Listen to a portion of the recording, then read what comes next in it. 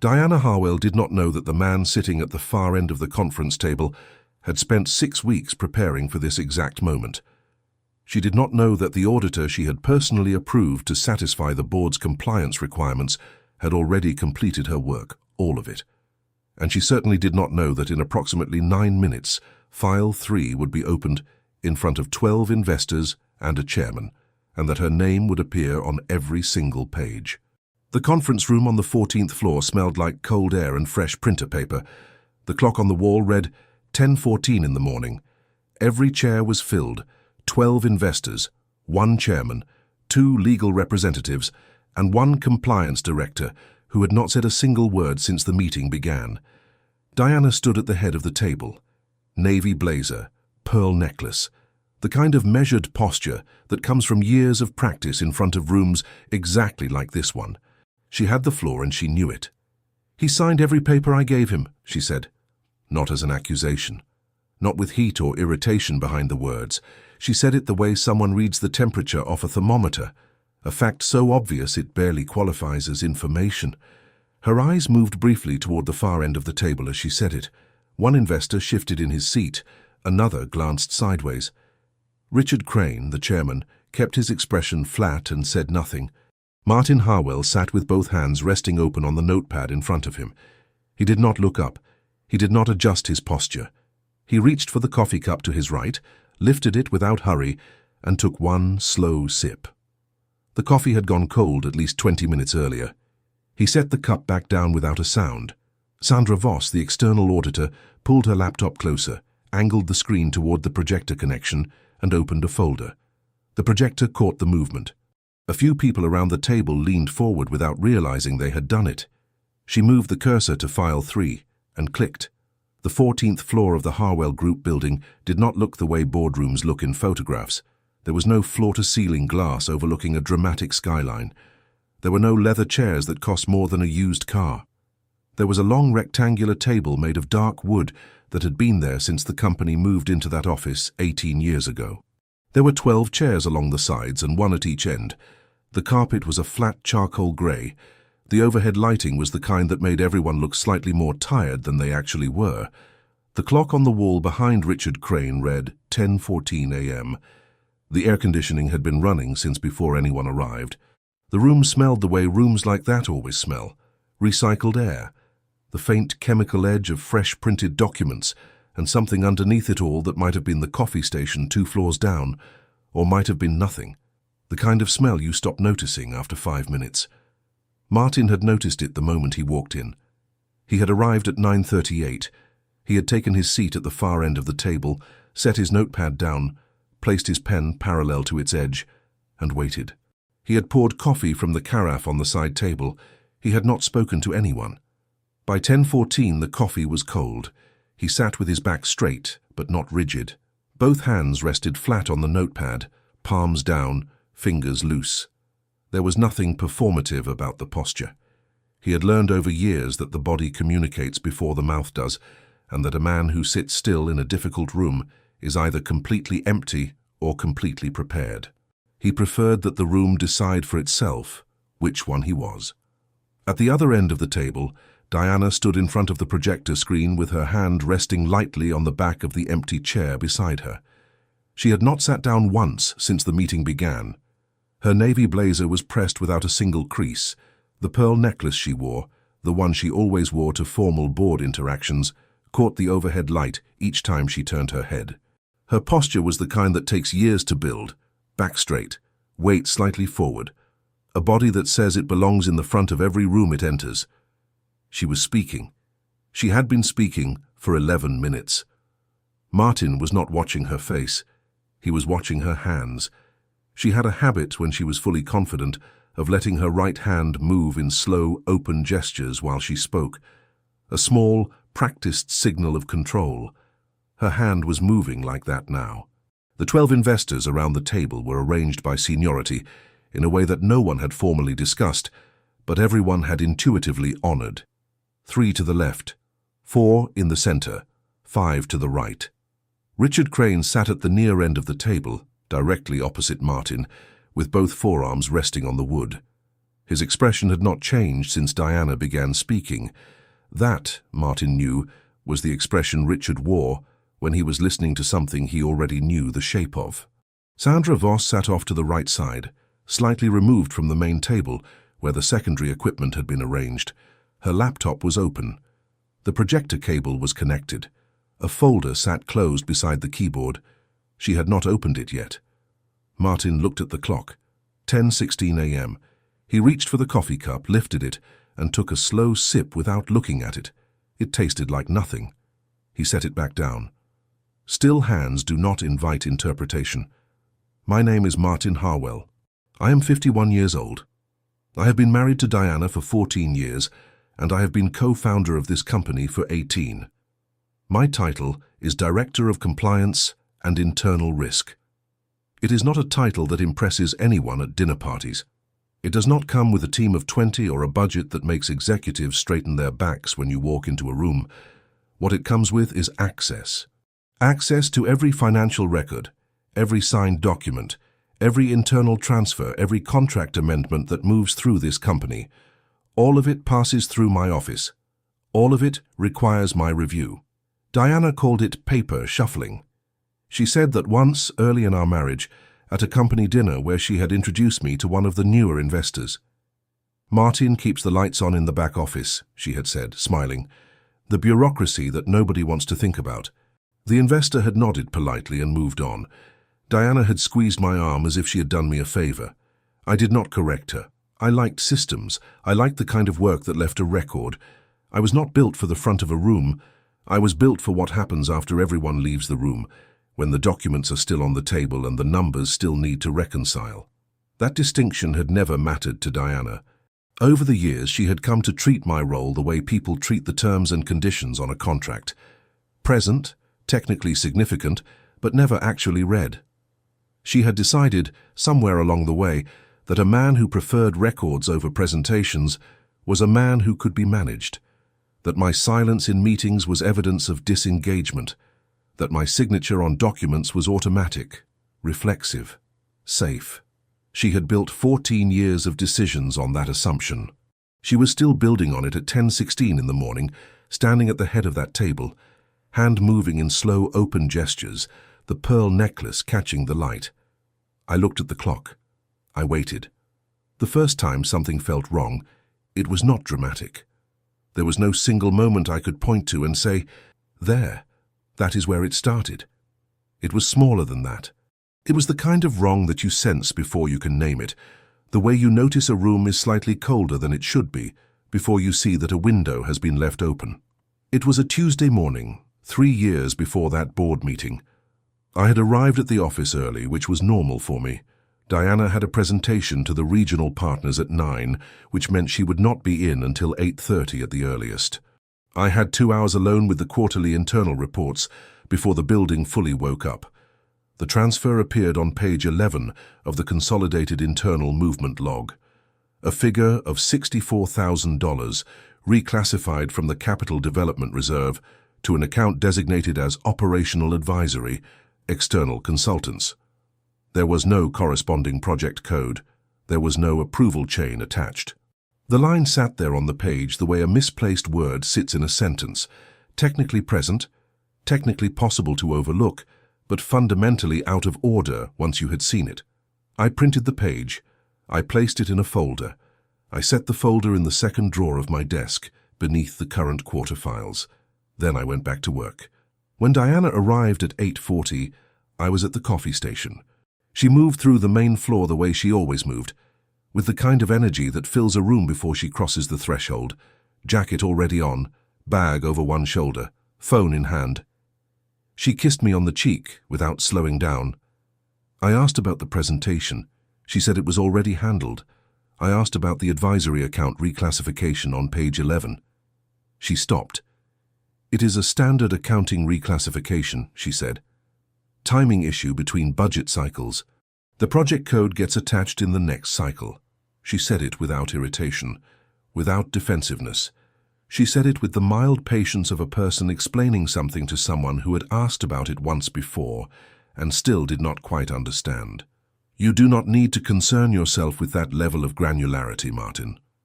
Then she walked to her office and closed the door. I finished my coffee. What Diana read in that exchange was confirmation. My silence, my nod, my return to the coffee cup. She read all of it as acceptance, as a man who had been gently redirected and had redirected accordingly. She was not entirely wrong about the pattern. Over the course of our marriage, I had learned to choose carefully which hills were worth the climb. I did not raise my voice, I did not press. I filed things and I waited, because in my experience the truth about a number always surfaced eventually, and the man who waits with documentation is always in a stronger position than the man who argues without it. What she misread was what my silence meant. 3 months later there was a second reclassification, $41,000 this time, same destination account, still no project code, still no approval chain. I printed that page too and placed it in the same folder. I said nothing. By the following spring, the account designated Operational Advisory and External Consultants had received a total of 4 separate transfers over 8 months, ranging from $38,000 to $72,000. No project codes, no approvals on record. A combined total of $211,000, reclassified quietly across 4 quarters in amounts small enough not to trigger the automated threshold alerts in our internal system. I knew our internal system well. I had helped design the threshold parameters when we implemented the software. Diana had helped design the interface. It was around that time that the dynamic in the boardroom began to shift in ways that were visible if you knew what to look for. Diana had always been the more publicly confident of the two of us, the one who commanded the floor in presentations, who made eye contact with the room, who answered follow-up questions before they were fully asked. That had always been true. What changed was the register of it. She began framing decisions that had historically been joint ones as decisions she had already made. I have already aligned with the regional leads on this. I moved the capital allocation last week. It made more sense to act rather than wait for the full review cycle.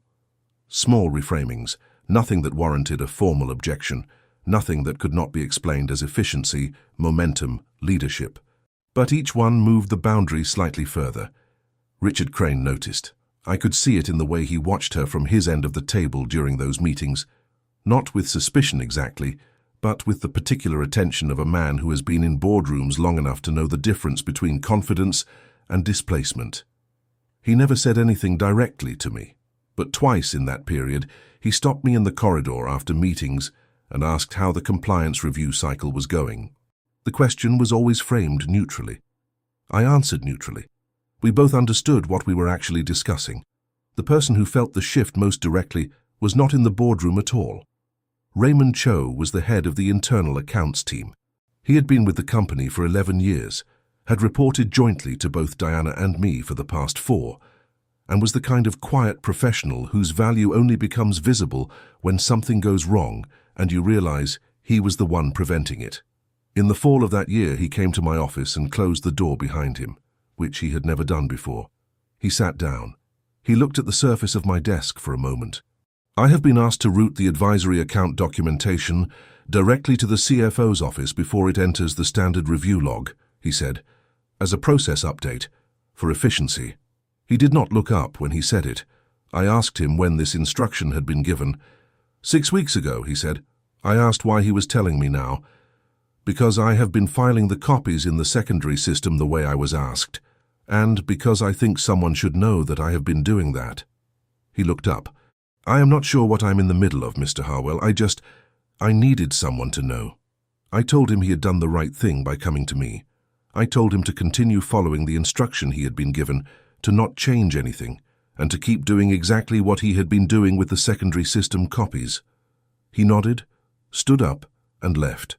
After he was gone, I sat in my office for a long time. The building had gone quiet around me. I could hear the ventilation system running. I opened the second drawer of my desk and looked at the folder I had started 3 years earlier. There were 14 pages in it now. I took out the most recent one, a routing memo dated the previous month, signed in Diana's handwriting, redirecting the advisory account documentation chain. I read it once, I placed it back in the folder.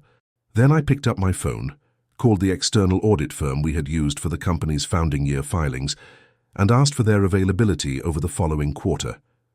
I did not tell Diana. She had believed for 3 years that my silence was the same as not noticing.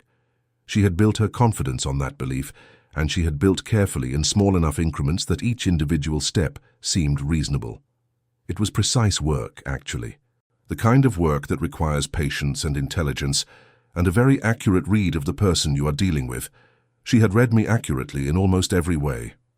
Except one. The report arrived on a Wednesday. Sandra had sent it by secure courier to my office, addressed to me directly, marked for my hands only. It was 6 weeks before the board meeting. I signed for it at 9:51 in the morning. I closed my office door. I sat down, set the envelope on the desk in front of me, and looked at it for a moment before opening it. The building was already fully awake around me. I could hear phones down the hall, the low register of a conversation outside my door, the elevator opening and closing 2 floors below. Ordinary sounds, the kind that make the inside of a closed office feel even quieter. I opened the envelope. Sandra's preliminary report was organized in 3 files. She had explained the structure to me when I engaged her. File 1 would contain the methodology and scope of review. File 2 would contain the findings within the standard compliance parameters, the material I had formally commissioned the audit to examine. File 3, if generated, would contain findings that extended beyond the formal scope. It would only exist if the data produced something that warranted a separate, elevated category of documentation. She had told me when we first spoke that File 3 was generated in roughly 1 audit in 8. I opened File 1. I read it. I set it aside. I opened File 2. I read through it carefully, page by page, the way I read everything, without rushing, without skipping, marking nothing.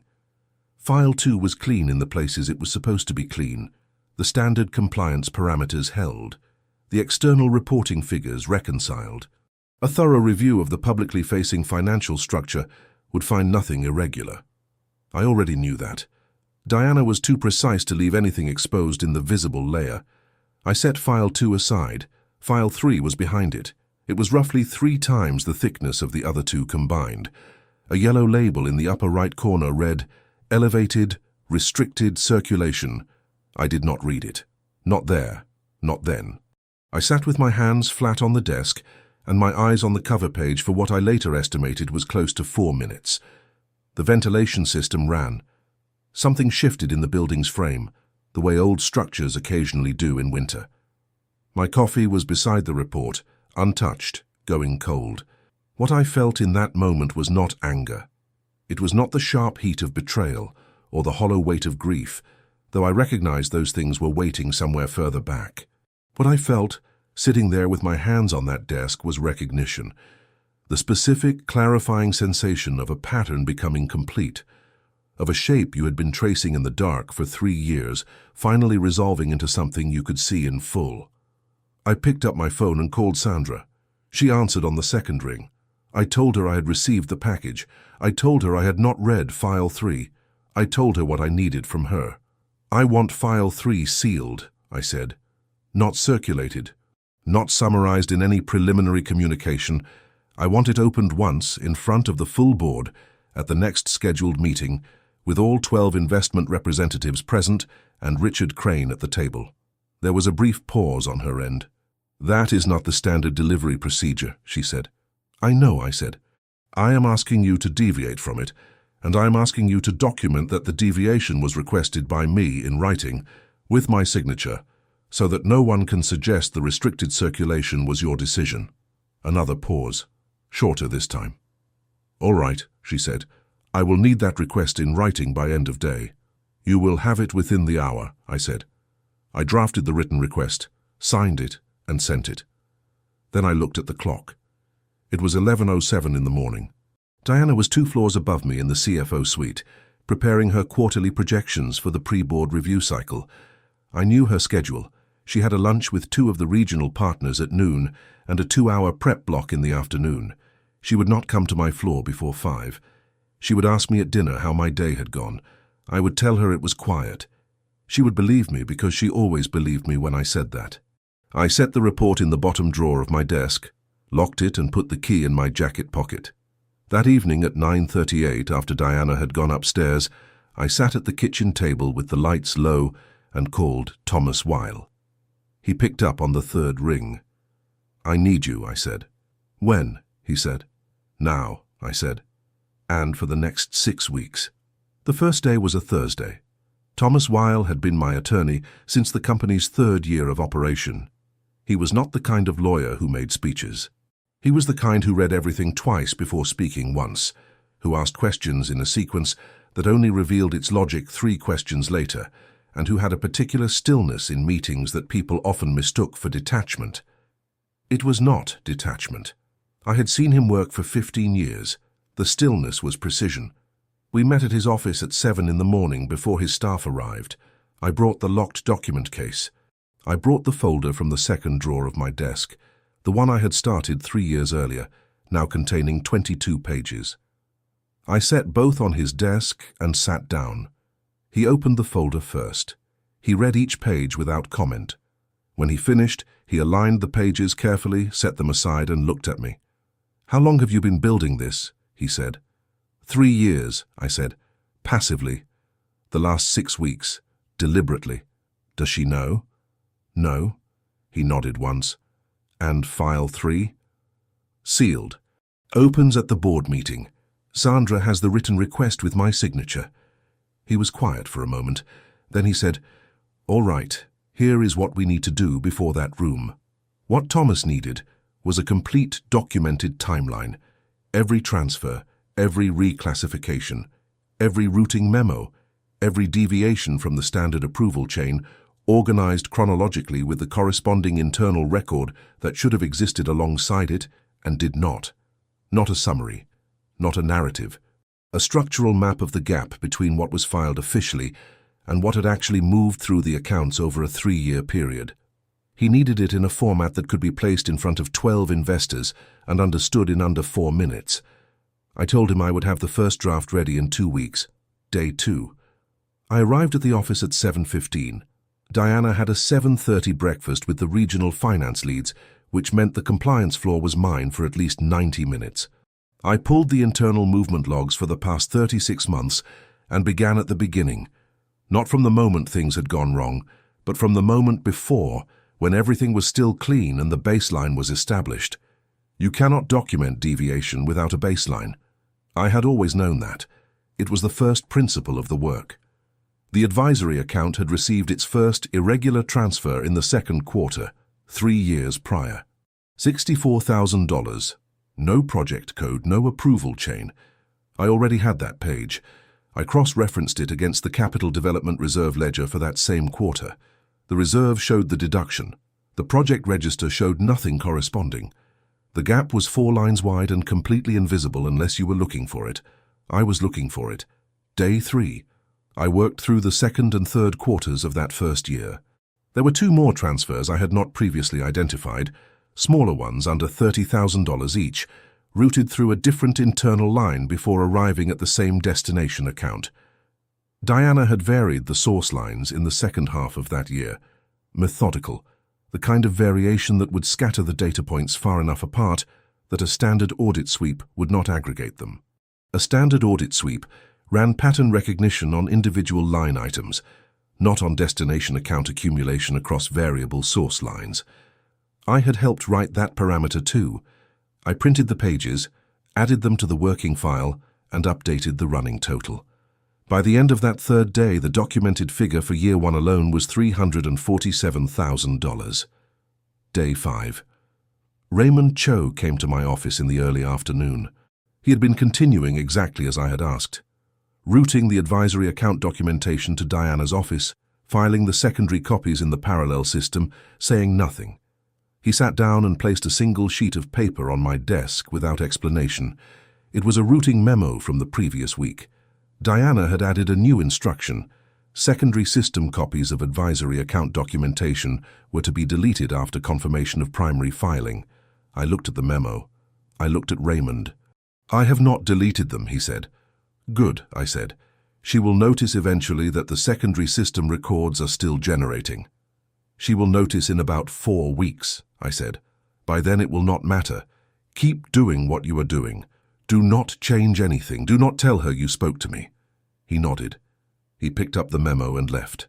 I sat for a moment after he was gone. The corridor outside my office had the low, even hum of a building running normally. Keyboards, a conversation somewhere, a door closing at the far end of the floor. Diana was 2 floors up, operating with the complete confidence of someone who believed every loose end had been addressed. She had been meticulous. She had covered the visible layer, varied her methods, and restructured the documentation chain to route anything sensitive away from the standard review path.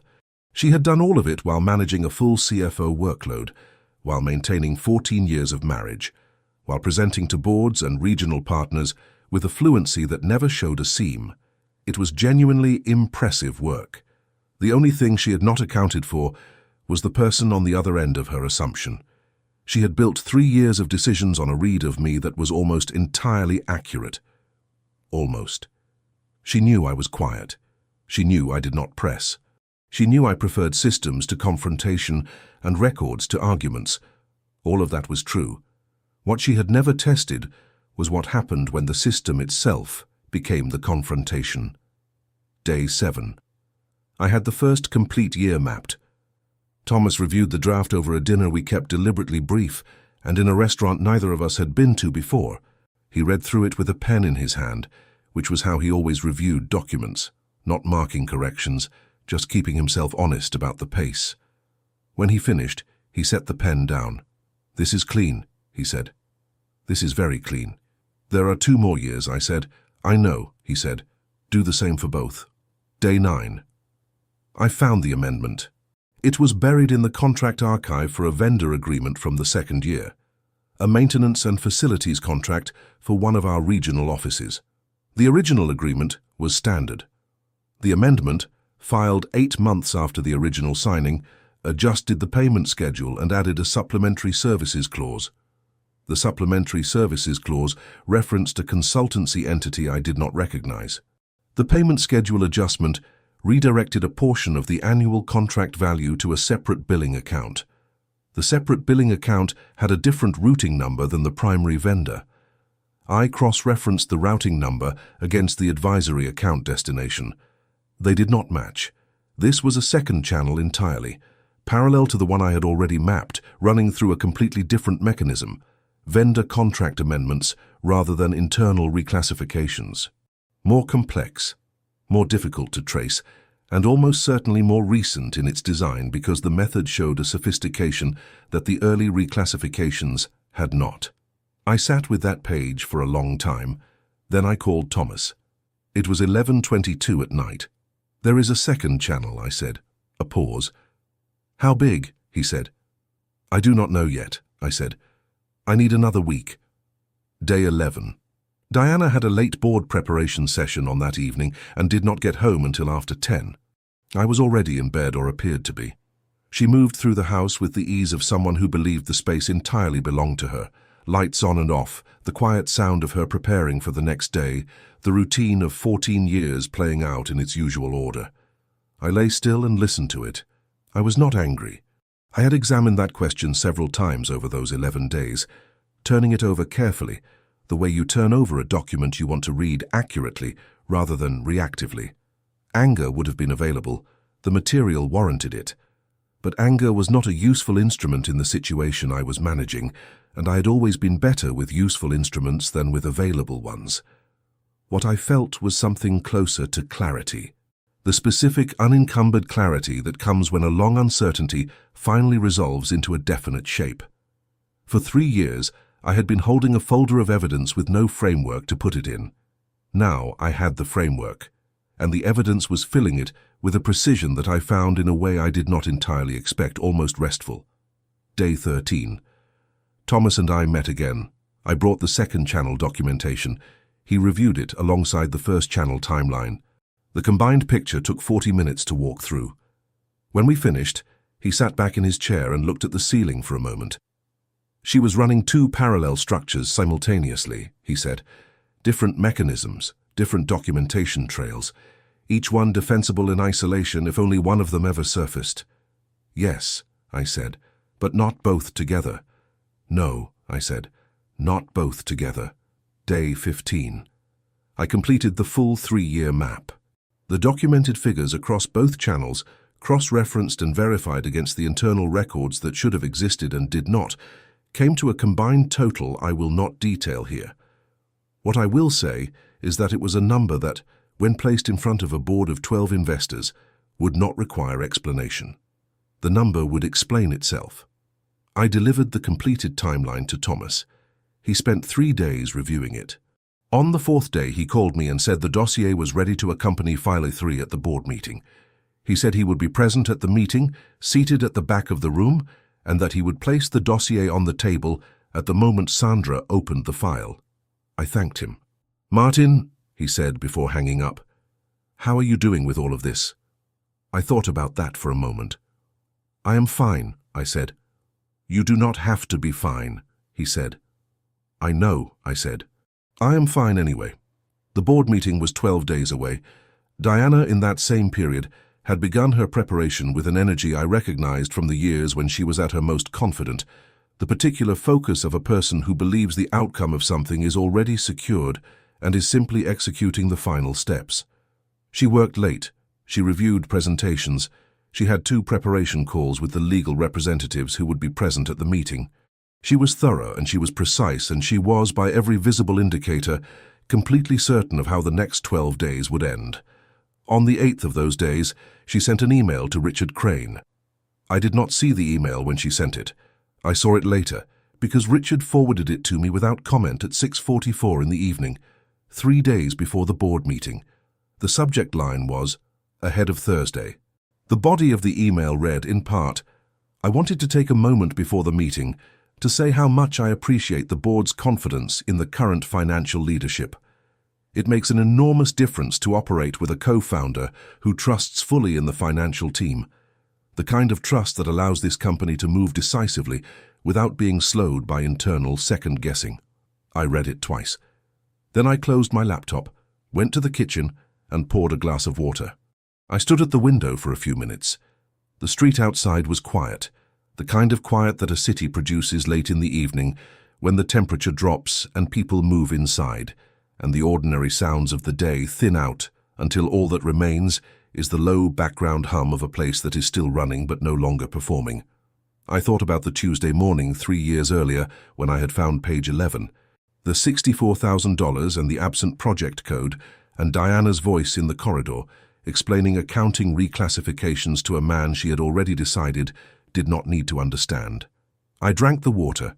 I rinsed the glass. I went upstairs. 3 days.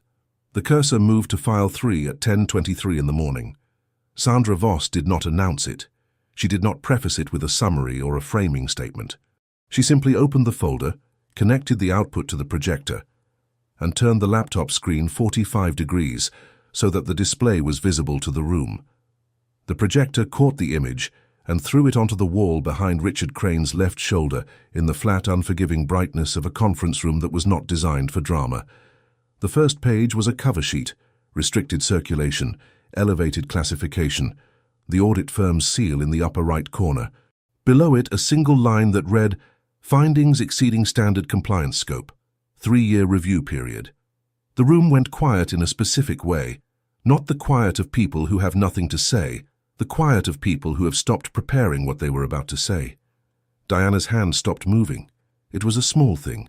Her right hand, which had been gesturing in the slow, open arc she used when she was fully confident, simply stopped. It did not drop. It did not reach for anything. It stopped in the air for a moment, and then settled to her side, and she looked at the projected image with an expression that had not yet decided what it was. Sandra advanced to the second page without speaking. It was a timeline, 3 years of internal transfer records, organized chronologically, with 2 parallel columns, the official filing record on the left, the actual account movement on the right. Every line where the 2 columns diverged was marked in plain black text. No color coding, no graphic emphasis. Just the gap, repeated down the page quarter by quarter, year by year, in a format so clear and structural that it required no interpretation. The number at the bottom of the page required no interpretation either. One of the investors to the left side of the table leaned forward. He did not say anything. He just leaned forward and stayed there, reading. Richard Crane had not moved. His forearms were still on the table. His expression had not changed exactly, but something behind it had shifted in a way that was visible if you were watching carefully. He was watching carefully. I was watching him. Diana said, "That document needs context." Her voice was even, controlled, the voice of a person who had prepared for resistance and was executing the prepared response. Those reclassifications were part of a phased restructuring of the advisory budget cycle.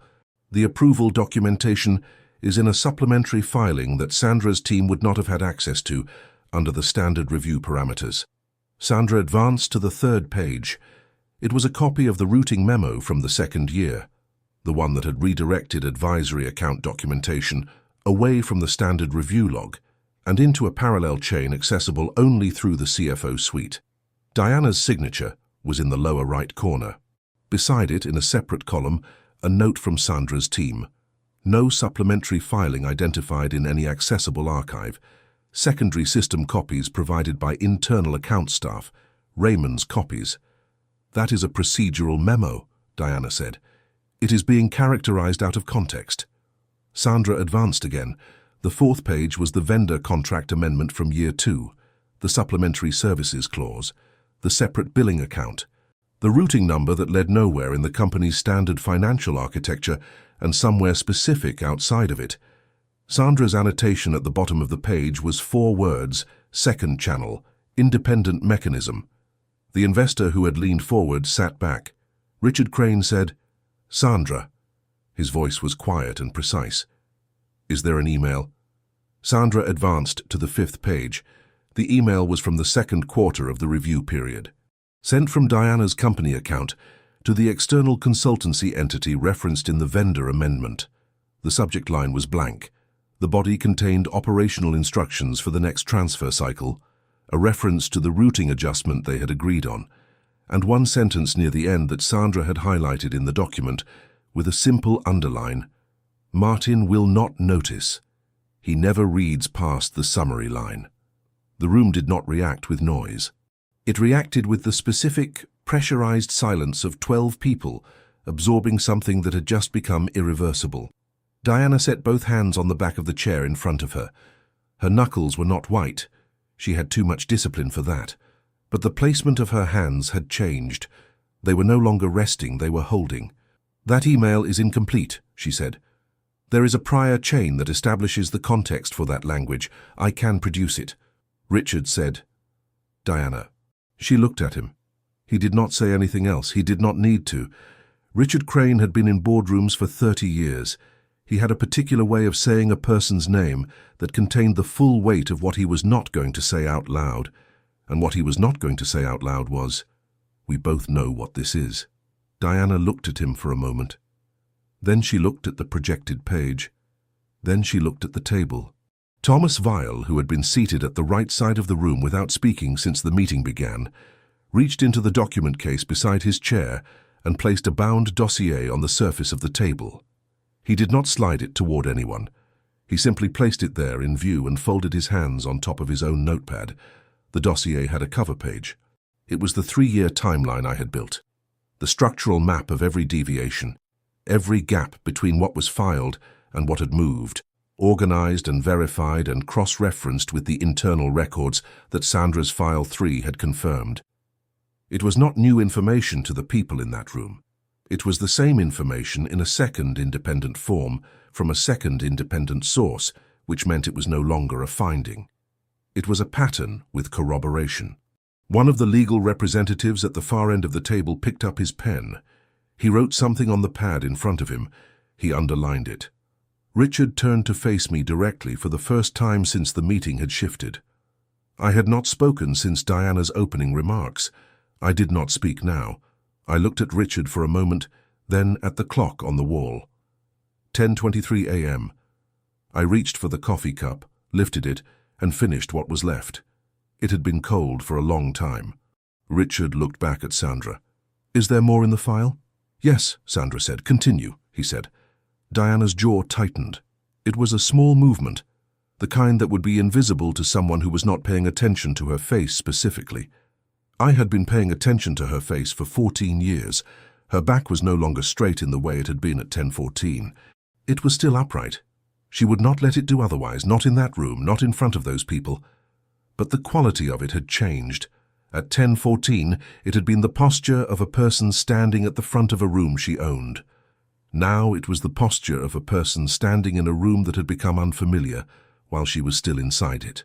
She turned and looked at me. I met her eyes. I did not hold them long. There was nothing to communicate in that direction anymore. I set the empty coffee cup down without a sound and turned back to the projected screen. Sandra continued. The corridor outside the 14th floor conference room smelled like the same recycled air as the room itself. Same carpet, same flat overhead light.